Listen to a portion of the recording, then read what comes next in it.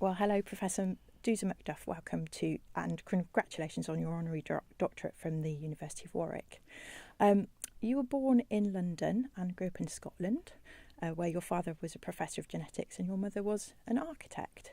And you wanted to be a mathematician since you were a small girl. And could you tell me, has it turned out as your 11-year-old self could have predicted? Well, I didn't have much idea of what being a mathematician would be. I just I always loved mathematics, and I always thought I would have a career. So I wanted to be a mathematician. I saw my father was a biologist. Being a scientist was something one could be, but I didn't know any mathematicians. I didn't really have any idea of what it would be like. I see. Yeah. And people see maths as the difficult subject at school, don't they? It's sort of impenetrable, and other language perhaps. What is the place of mathematics in the modern world, and how do you sell it to the next generation? Well, I think that mathematics underlies a huge number of things. I mean, the cell phone, a lot of computing is a kind of, building computer codes, kind of mathematical thinking. Many of the machines are all built using engineering principles which ultimately rely on mathematics and physics and other sciences, of course. But mathematics, in a way, is the language of science which keeps developing.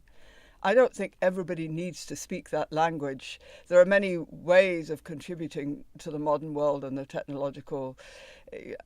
technology in the world without studying mathematics. But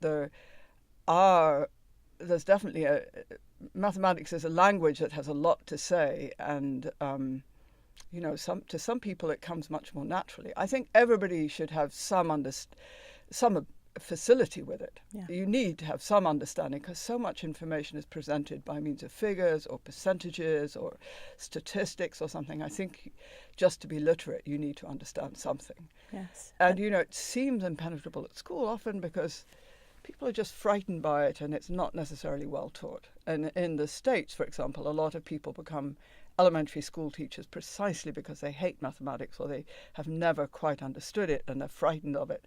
And then they pass that on to their students. So, when my son was in school, it was obvious one year he had a teacher who loved math, and it transformed the subject for him. If you have somebody who's frightened of math, then students find it impenetrable. I see.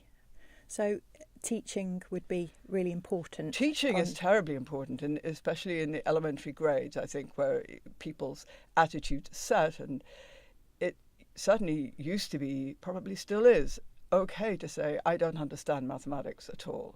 Where nobody would say proudly that they couldn't read, for example. But it's somehow all right not to be good at mathematics. Well, that's just... It's nothing to do with people's minds that it's really so difficult. It's the attitudes they have towards it. Right, thank you. Now, you had no shortage, I've been reading about you, no shortage of strong and creative women in your family. We've mentioned your mother, who was an architect and worked at a time when perhaps a woman's place might have been in the home. But also your grandmother was a political activist, and your great-grandmother was published in 1911, was that right? Right. But did you personally find it difficult as a woman in your chosen field of mathematics? Well, there were no visible women mathematicians when I was young. And although I always wanted to, and I was brought up to think I would have a career, I never had any idea about how to build a career. And I had no guideposts. I grew up in the 60s, and in the 60s, teenagers just didn't listen to their parents. It was the beginning of the teenage rebellion. You wanted to do things on your own, and it was sort of the hippie rebellion. Well, being a hippie and being a mathematician don't combine terribly well, but I tried quite, to some extent. So I was doing things on my own, so to speak. And that's not so easy. So, some people, it was a bit of a stumbling progression, and I had some people helping me, and a lot of people just thought what was expected. There were a few women who did mathematics even at a PhD level, but they got married and then they stopped. So I didn't really think they were serious. I didn't really talk to them. There was nobody I knew who wanted to actually have a career in mathematics. And actually, at that time, for a woman to say they wanted a career was very unusual. I see.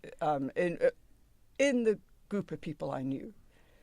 So I basically had to sort of invent myself in some way, even though, of course, my parents, I had, there were things in my family that I had encouragement from there. Great. But I didn't really talk to them. They didn't offer me any advice. So you say you had to invent yourself, and you did that brilliantly because you are a Fellow of the Royal Society, a member of the National Academy of Sciences, a member of the American Philosophical Society, an Honorary Fellow of Girton College, Cambridge, and you've received many other plaudits for your work. And you're also an active member, I noticed, of the Association of Women in Science. So you've mentioned visible role models. Do you think the landscape has changed from when you started, and how important are visible female role models in the field of maths and also science, technology and engineering? Well, I think they're very important. I think that the field has changed because there certainly are more women around. There is always conflict because there's still a conflict about how you manage having a family and having a career, especially in the States where there's very little support for young married couples. There's little childcare is very expensive. There's a lot. The society itself has obviously a lot of conflicts about whether women should be, in playing these roles. I think it's probably easier in Britain where there's proper maternity leave and various other things.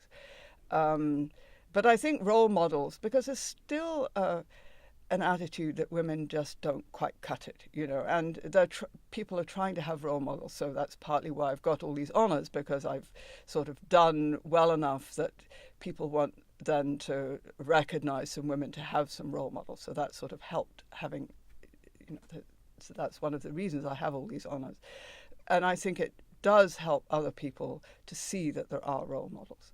But you need role models. It's not good enough just having one or two. You need a lot, because people need guidance all the way through. You need to see somebody at the next step, and ideally be doing it together with some other people who can encourage you. And of course, these days, men also try and lead a more open lives. It's not just women, it's men and women changing the way, their attitudes to how they want to live and how they appreciate each other. So it's a case of you can't see it, you can't be it. Is that the phrase? Well, you can invent, you sort of make things up, but it's certainly easier if you see it, if you see possibilities, even though you may not want to be exactly like the people you see. But if you see a range of possibilities, I think it makes it easier to imagine what you might be, what would be the right path for yourself. Great. Now, you taught here during the 1970s, so finally, what does it feel like to be receiving an award from the University of Warwick? What does that mean to you? Well, it's very gratifying, I think. I really appreciated coming to Warwick. It was a university that was very open to influences. It had a lot of visitors from America.